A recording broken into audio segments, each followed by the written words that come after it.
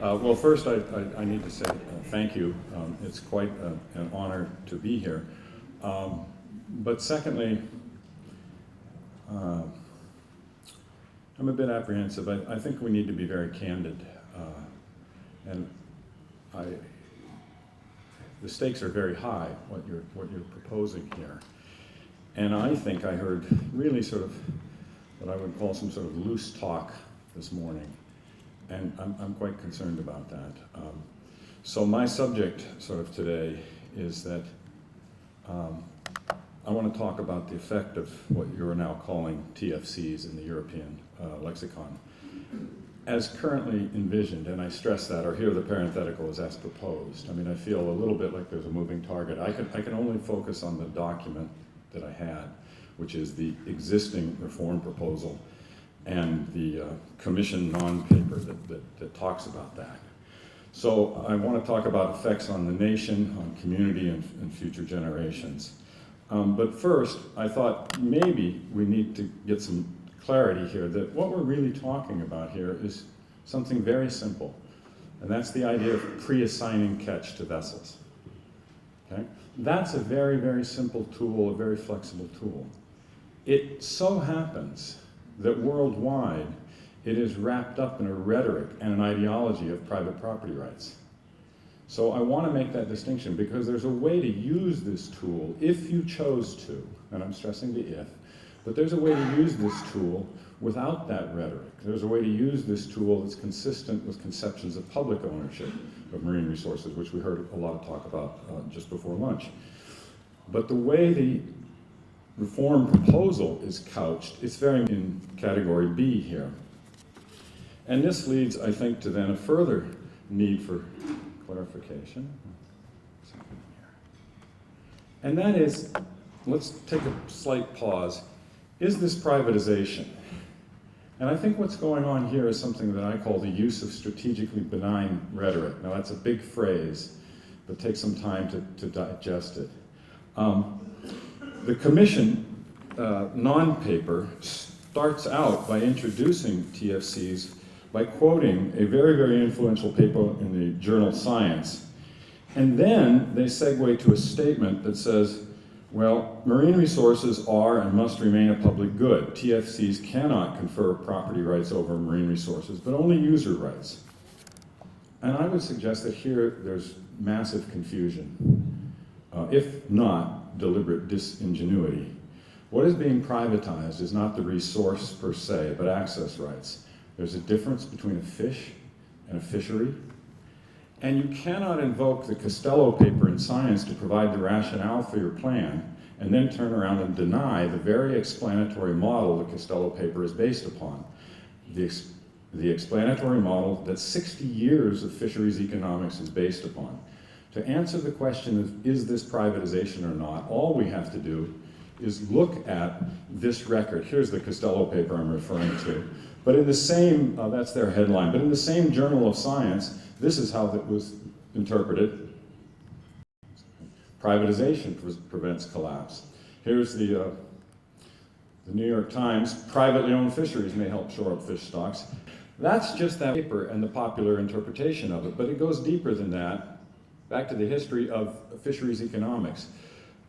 This is a book from a conference in Iceland in the mid-'80s, rights-based fishing. Now, no, we're not talking about human rights. We're talking about private property rights here. Here's an FAO book, Use of Property Rights in Fisheries Management. And let me go back to this book here and say, here's how they introduce this. One of the great institutional changes of our times, the enclosure and privatization of the ocean. Right? There cannot be serious doubt about this question. Let's talk about the effect of the privatization model at the national level. And here I think it's worth asking, who captures the resource rent? Resource rent is a fancy term, but it's really what economists call the payment to access a natural resource and put that natural resource into production. That's all it is, okay? And I'm saying this is the meaning of leasing because all around the world, programs that are run under ITQs or TFCs, all of them feature abundant leasing. And the lease payments or the rental payments are highly instructive. Here in Denmark, they approach 30% in some fisheries. In Alaska, they approach 80% in some fisheries. 80% of the value of the landed product actually goes as a payment to the owner of the quota, who many times is not fishing. These are the slipper skippers you heard about. And my question is, why not let the public collect the rent directly? And the point here is that you can have the results you want from assigned catches under a model of public leasing. Right? It's an open debate. We don't have that debate very often, but you can have exactly the same results under public leasing as you have under private leasing. So the mandate that's in the current draft, CFP reform, the mandate to go towards the private leasing model is, I would argue, therefore correctly understood as a mandate to give away public wealth. All right? And then I say that Europe is thus in the rather odd situation of mandating financial austerity measures from some member states, given the current crisis, while at the same time mandating the giveaway of fishery resource wealth. I don't know how you square that.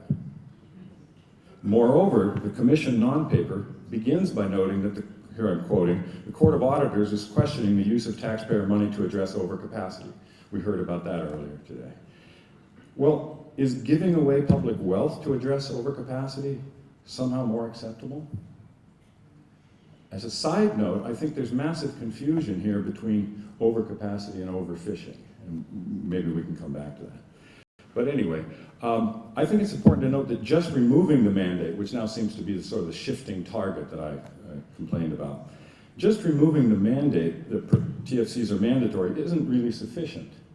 I would argue that, especially in these austere financial times, the mandate should run the other way around. And that is, a mandate from Brussels that member states are not free to give away fishery resource wealth. If you want to use assigned catches, fine, but you cannot do so in a way that gives away resource wealth. Notice that if you did this, reverse the mandate, this would address the verdict of the UN Committee on Human Rights, finding the ITQ system in Iceland as a violation of human rights. Because essentially the problem there was the privatization of a public resource with no return to the public. All right?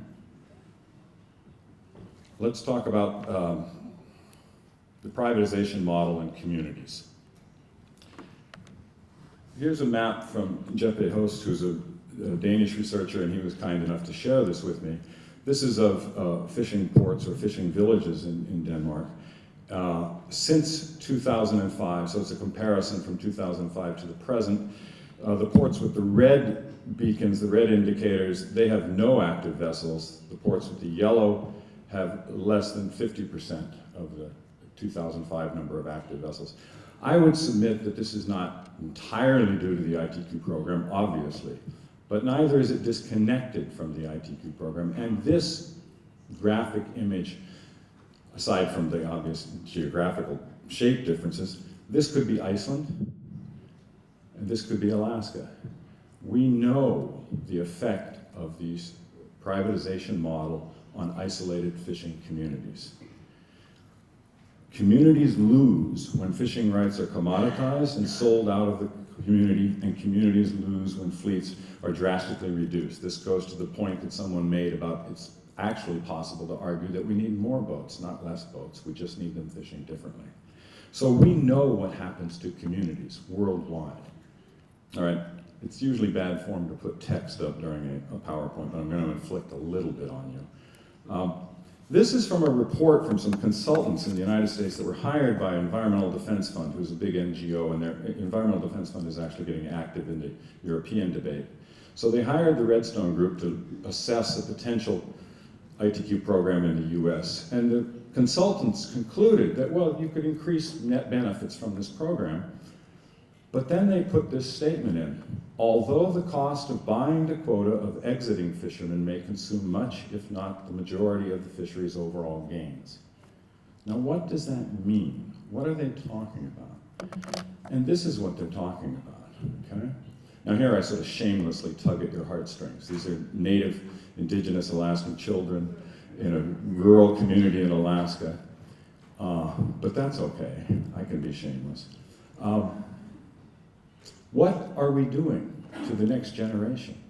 What we're doing to the next generation is making them pay for the transfer of resource wealth I just talked about. So all this talk about this will give you sort of a free retirement program? No. The retirement program is coming from public wealth, and it's coming from the next generation, these kids. Now, I gave a talk somewhat similar to this. Last year I was on academic sabbatical, and I was in Australia for a portion of the time. And Australia had a lot of New Zealanders there giving advice. So this New Zealand guy is so proud of their privatized program. And here's his response to the point that I'm talking about here, about future generations. Young people in New Zealand do not aspire to own quota. It's too expensive. Young people in New Zealand aspire to own boats and fish the quota owned by corporations, including Maori corporations. Now, I think this is the kind of statement we actually need more out in the open, because it's an open, honest acknowledgement. After he said this, he stood up and he said, look, corporations aren't bad. They employ a lot of people, they pay taxes. So there was he has his point of view, it's a legitimate point of view. I just think we should be discussing it more. Is this the future you want for your children? Okay.